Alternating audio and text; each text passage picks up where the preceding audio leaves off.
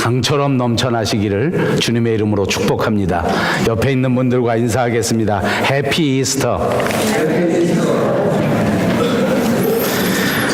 예, 우리 부활주일은 예수님께서 십자가 위에 죽으시고 장사한 지 사흘 만에 죽음의 권세를 물리치시고 부활하신 그 놀라운 역사적인 사실을 기념하는 그런 날입니다. 또 우리 믿는 자들에게는 이 부활절을 통해서 우리가 그리스도 안에 영적인 생명, 세상 사람들은 알지도 못하고 세상 사람들은 깨달을 수도 없는 주님이 주시는 진짜 생명을 얻게 되었다 하는 것을 선포하는 뜻이 있는 것입니다. 그래서 우리가 믿는 기독교의 가장 핵심이요 가장 중심을 뽑는다고 하면 그것은 바로 다름 아닌 부활입니다. 부활이 복음의 핵심이요 부활이 말씀의 핵심이고 부활이 우리의 신앙의 핵심인 줄로 믿습니다. 이 귀한 핵심이 되는 이 귀한 날, 귀한 예배에 동참하게 된 저와 여러분 다시 한번 주님의 이름으로 축복하고 우리에게 큰 은혜를 주신 하나님 앞에 다시 한번 큰 영광을 돌립니다. 처음 교회가 생겨질 때서부터 이 부활절을 어떻게 지키는 것이 옳은가 하는 것에 대해서는 굉장히 많은 의견 차이가 있었습니다.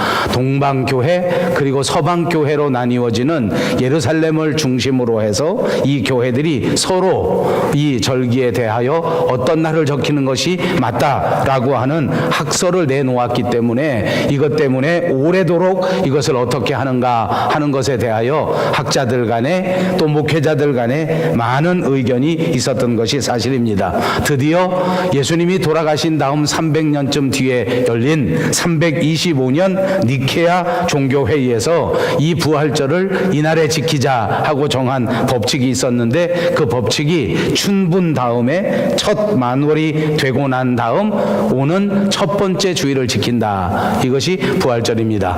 그래서 우리가 아는 것처럼 이 부활주일은 매년 날짜가 바뀌고 저도 말합니다만 저도 춘분이 무엇인지 또 그 다음에 만월이 오고 난 다음에 그 첫 주일이 어떤 날인지는 한참 계산해 보아야 합니다. 그래서 이 교회가 지키는 부활절은 정확하게 정해져 있는 절기가 아니고 매년마다 조금씩 다르게 정해지는데 올해 4월 21일에 이 부활절을 정하게 된 것입니다.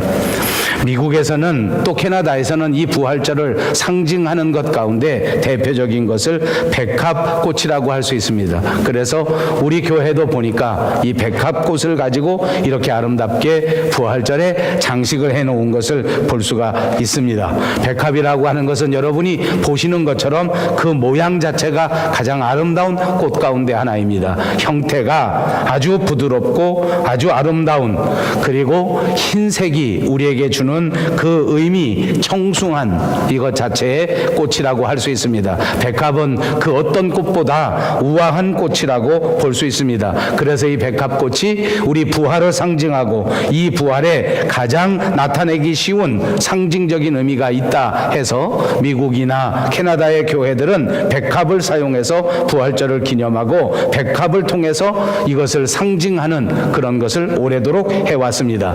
백합꽃은 그것 이외에도 완전함을 의미하고 아름다움을 의미하고 그리고 선을 상징하는 의미가 있다고 합니다. 그래서 성경에서도 종종 백합화를 이렇게 비유로 사용한 적도 많았습니다.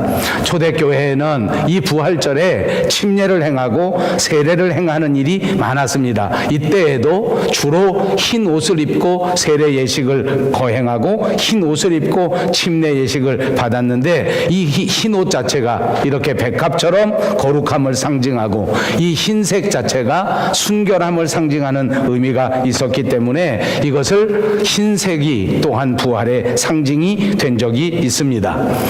여러분 어떻게 보시는지 모르겠습니다만 저는 캐나다에 이민 와서 이 부활절기가 되면 상점에 제일 먼저 토끼가 나타납니다. 여러분들도 보셨습니까? 제 손녀딸도 보니까 아침 일찍 일어나서 누가 선물로 만들어 주었노라 하면서 계란 계란 형태로 생긴 토끼를 가지고 반을 열어서 그 안에 캔디를 꺼내서 주고 무슨 선물을 꺼내서 주고 이건 꼭 오늘 누구 줄 거야, 이건 오늘 꼭 누구 줄 거야 하는 것을 보았습니다. 상점에 가면 토끼들이 많습니다. 이것을 영어로는 이스터 버니라고 부르는데 이 부활 토끼라고 부릅니다. 특히 미국이나 특히 캐나다에서 이 부활절을 상징해서 그렇게 토끼를 나타냅니다. 그러나 저는 이 토끼가 왜 부활절을 상징하는지 그 정확한 의미를 알지 못합니다. 저도 알지 못하는데 아마 여러분들 중에도 많은 분들이 알지 못하시리라고 생각합니다. 대답이 없습니다. 또 이렇게 토끼만큼이나 많이 부활절에 상징하는 것은 다름 아닌 계란입니다. 계란은 그 의미가 분명히 있는 것 같습니다. 옛날 우리 믿는 사람들 뿐만 아니라 모든 사람들이 옛날에 계란을 가르쳐서 봄의 상징으로 사용했습니다. 이 계란이 새로운 생명을 태워내는 것처럼 겨우 내내 죽었던 것 같은 만물이 다시 살아나는 것이 계란과 비슷하다라는 생각을 가져서 계란을 봄의 상징으로 삼았는데 이것을 우리 교회가 받아들여서 부활절이 새 생명을 이루는 것인데 죽음에서 다시 살아나 부활이 되는 것이 마치 계란과 비슷하다라고 해서 이렇게 부활절 계란, 그래서 에그 헌트를 하고 에그를 가지고 여러 가지 장식을 이루고, 그리고 우리 교회도 이렇게 부활절에는 계란을 삶아서 성도들끼리 나누어 주면서 이 부활절의 의미를 다시 한번 마음속에 되새기고 이렇게 하는 상징물로 사용하게 되었습니다. 이렇게 토끼라든지 계란이라든지 등등 여러 가지 백합 같은 것들을 사용해서 부활의 의미를 깨닫고 이런 것이 부활을 상징하는 것을 통해서 우리 마음속에 다시 한번 예수님이 다시 사셨다고 하는 사실을 기억하는 것은 너무너무 좋은 일이라고 생각합니다. 그러나 부활절뿐만 아니라 모든 다른 절기에서도 이루어지는 것처럼 이것이 예수님의 부활은 전혀 상관이 없고 우리의 신앙생활에 대한 생각은 전혀 하지 않으면서 오로지 상업주의와 서로 결탁해서 상가를 장식하고 알지 못하는 일들을 이루고 이 물건을 팔아먹는 데에만 혈안이 되고 있는 것은 그 옥의 티같이 씁쓸한 일이 아닌가 싶습니다. 오늘 제가 여러분들과 함께 선택한 본문 성경 고린도전서 15장은 예수님의 부활에 대하여 가장 자세하게 설명한 성경 가운데 하나입니다. 그래서 많은 신학자들이나 목회자들은 이 고린도전서 15장을 가리켜서 부활장이라 이렇게 부르는 사람들이 많습니다. 여기는 예수님의 부활에 대하여 처음서부터 끝까지 아주 상세하게 설명하고 있는데 이것도 한마디로 요약해서 말씀드린다고 하면 이 고린도전서 15장에서 말하고 있는 예수님의 부활은 이것이 다름 아닌 역사적인 사실이다 하는 것을 변증하는 것입니다. 왜냐하면 많은 사람들이 예수님의 부활을 마치 이야기 속에 나오는 것처럼 신화에 나오는 것처럼 사실과는 전혀 달리 꿈속에서나 있을 수 있는 일이라고 생각하는 사람이 많았기 때문에 이 고린도전서 15장을 통해서 이 부활이라고 하는 사실은 역사적으로 있었던 사실이다 하는 것을 변증한다 그 말입니다. 그래서 이 고린도전서 15장을 자세하게 읽어보면 이것이 역사적으로 분명히 AD 29년경 30년경에 예루살렘 근처에 있었던 그런 역사적인 사실이다 하는 것을 분명하게 말씀해 주고 있습니다. 여러분, 우리가 아는 것처럼 이 성경에 분명하게 이렇게 역사적인 사실이라고 말한 부활이 만약 지어낸 이야기라고 하면 성경은 더 이상 의미가 없는 거짓말의 책이 되고 말 것입니다. 우리가 믿는 기독교도 마찬가지로 존립의 기반을 잃어버리는 일이 될 수밖에 없습니다. 그래서 사도 바울은 이 예수님의 부활이 반드시 역사적인 사실로서 우리에게 있었다고 하는 것을, 예수님이 십자가에 죽으셨고 그 십자가에서 위하여 다시 살아나셨다고 하는 분명한 역사적 사실에 대해서 강조하고 또 강조하고 또 강조하면서 이렇게 설명하는 것입니다. 우리가 같이 읽지 않았지만 오늘 본문 고린도전서 15장 3절과 4절에는 이렇게 말씀합니다. 내가 받은 것을 먼저 너희에게 전하였노니 이는 성경대로 그리스도께서 우리 죄를 위하여 죽으시고 장사 지낸 바 되셨다가 성경대로 사흘 만에 다시 살아나사 그랬습니다. 예수님께서 십자가에 죽으신 것은 또 예수님께서 다시 사흘 만에 부활하신 것은 이것은 그냥 저절로 이루어진 것이 아니라 오래전부터 성경에서 예언된 말씀이었고 그 예언된 말씀이 실제로 실현될 말씀인 것이다. 그러므로 이것은 분명한 사실인 것이지 누가 꾸며낸 이야기가 아니다 라고 말하는 것입니다. 그리고 계속해서 또 다른 증거를 고린도전서 15장은 말씀하는데 이 부활 사건에 대하여 너희는 듣지 못하였을지 몰라도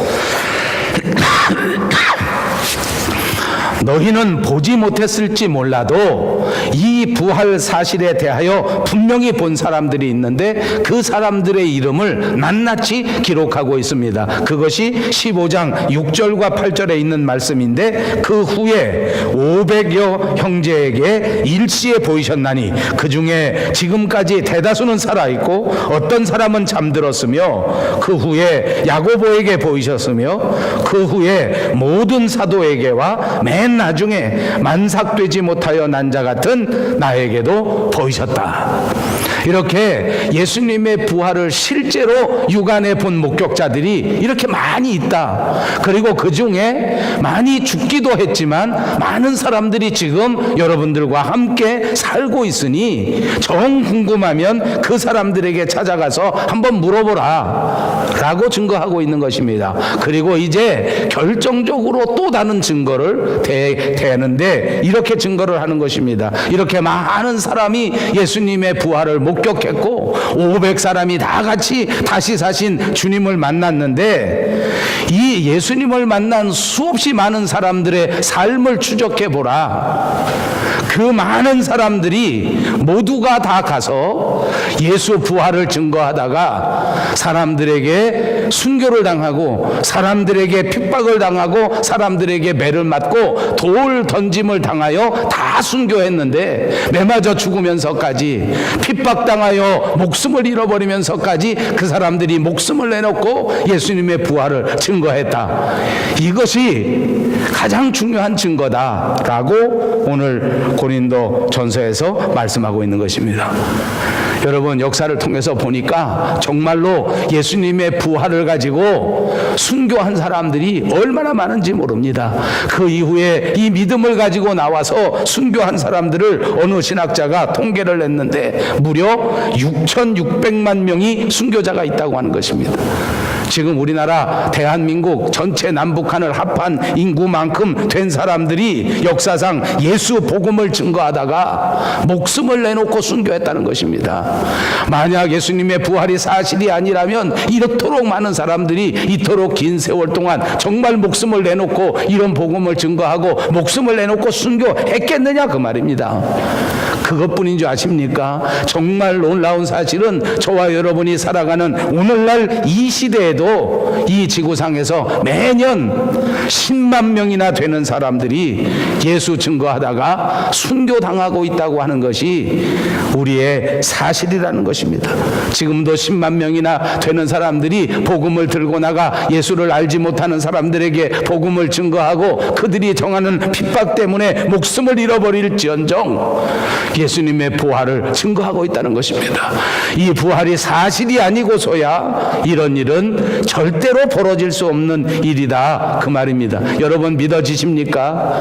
예수님의 부활은 역사적인 사실이요 그 부활을 목격한 자들이 수없이 많이 성경에 등장하고 있을 뿐만 아니라 그리고 이 사실을 붙들고 이 엄청난 부활의 역사 때문에 자기 생명을 바치는 사람들의 숫자가 오늘도 매년 10만 명씩이나 죽음을 무릅쓰고 부활을 전하고 있다고 하는 것은 이 부활이 역사적 사실이라는 것을 가르쳐 주는 것입니다.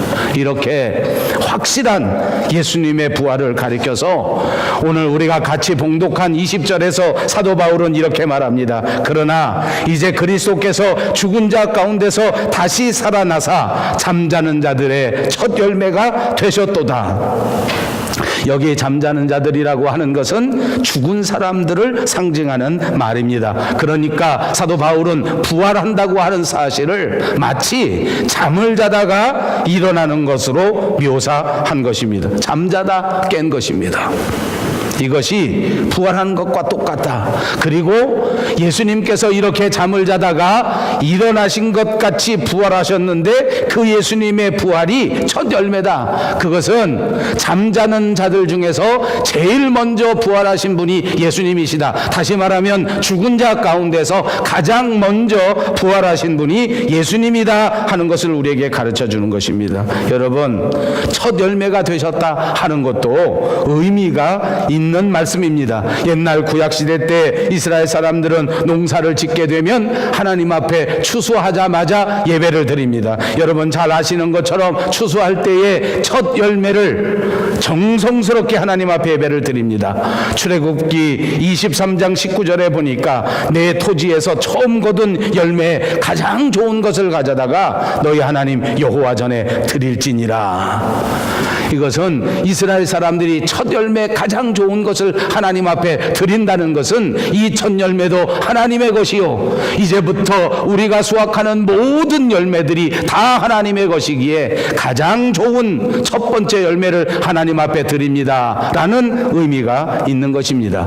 오늘 그러므로 예수님께서 우리의 부활의 첫 열매가 되셨다고 하는 것은 이제 예수님의 부활을 통하여 이 세상에 하나님의 자녀들이 모두가 다 죽음의 권세에서 모두가 다 죽음 같은 잠에서 깨어 부활하게 되는 역사가, 부활의 열매를 맺게 되는 역사가 있을 것이라는 것을 우리에게 보여주신 것입니다. 그러므로 예수님의 부활의 첫 열매는 우리에게 보증이 되는 것을 믿으시기를 바랍니다. 장차 모든 성도들의 다시 부활하게 될 것을 보증해 주시는 것입니다. 그래서 21절과 23절에 보니까 사망이 한 사람으로 말미암았으니 죽은 자의 부활도 한 사람으로 말미암는도다. 아담 안에서 모든 사람이 죽은 것 같이 그리스도 안에서 모든 사람이 삶을 얻으리라. 그러나 각각 자기 차례대로 되리니 먼저는 첫 열매인 그리스도시요 다음에는 그가 강림하실 때에 그리스도에게 속한 자라라고 말씀하십니다.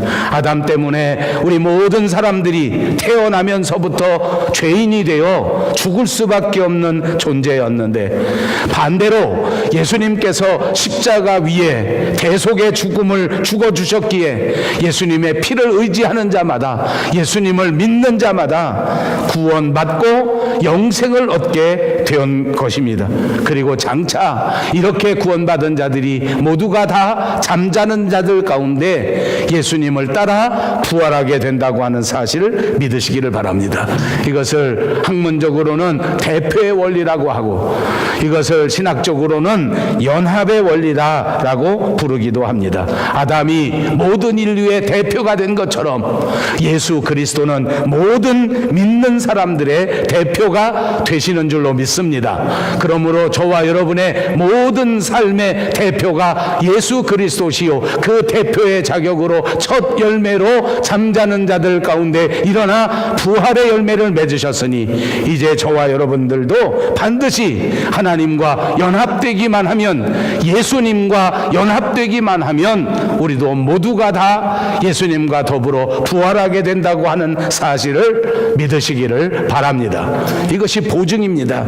또 예수님의 첫 열매는 우리의 아름다운 견본입니다. 성도들이 부활하게 될 것인데 어떤 모습으로 부활할 것이냐? 바로 예수님처럼 부활하게 된다는 것입니다. 그래서 예수님의 부활의 첫 열매는 저와 여러분의 부활의 견본이 되는 것입니다.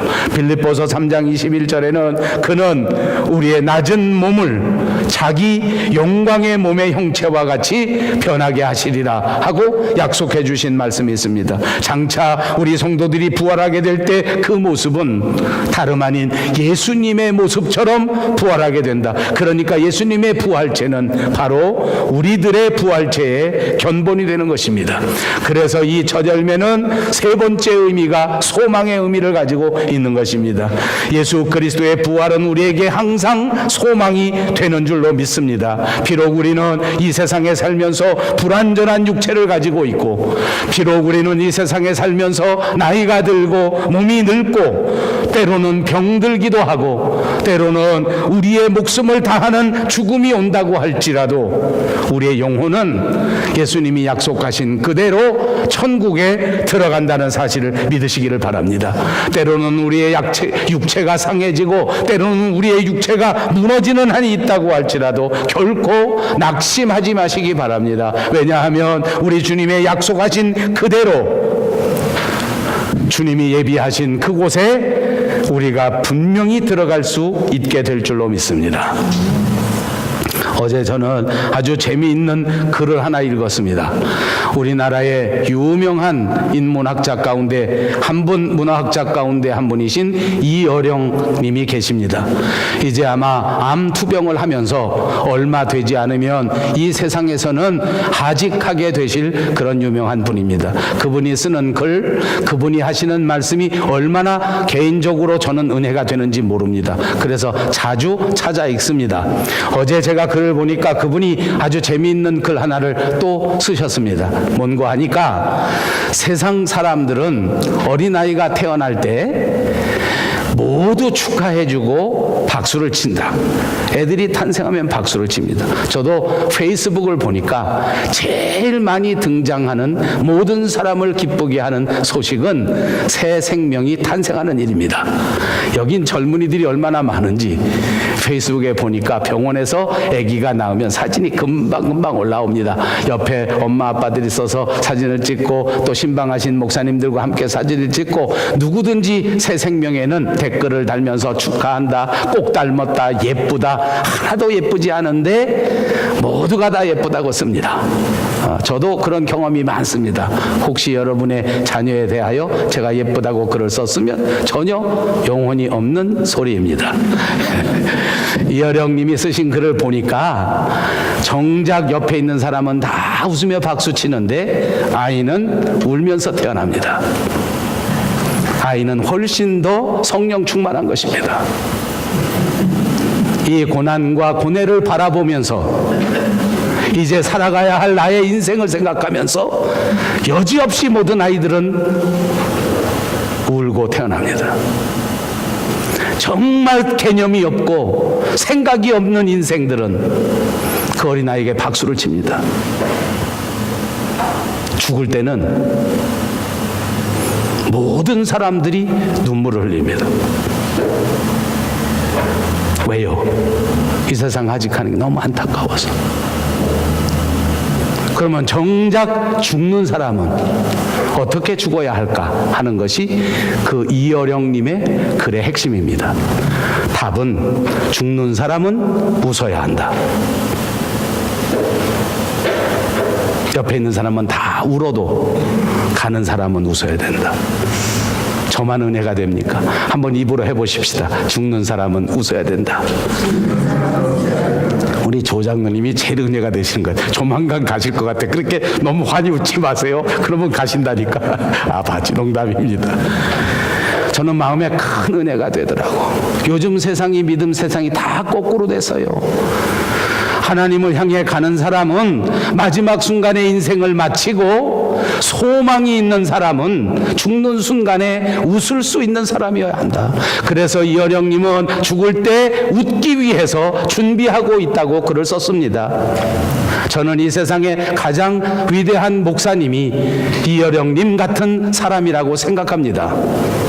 오늘 이 순간 이 부활절에 저와 여러분의 삶의 목표도 죽을 때 웃으며 죽자. 아멘. 죽을 때 웃으며 죽자. 언제 웃기 시작해야 되는지 아십니까? 죽을 조짐이 보일 때 웃기 시작해야 됩니다. 죽을 조짐이 뭔지 아십니까? 까만 머리가 하얀 머리 될 때 웃을 줄 알아야 됩니다. 평소에 성했던 팔다리가 아프기 시작할 때 드디어 주님 앞에 갈 수 있겠구나 라고 웃을 수 있어야 합니다. 너무 잔인합니까? 이것이 부활의 소망입니다. 우리가 잃어버린 인생의 진리입니다.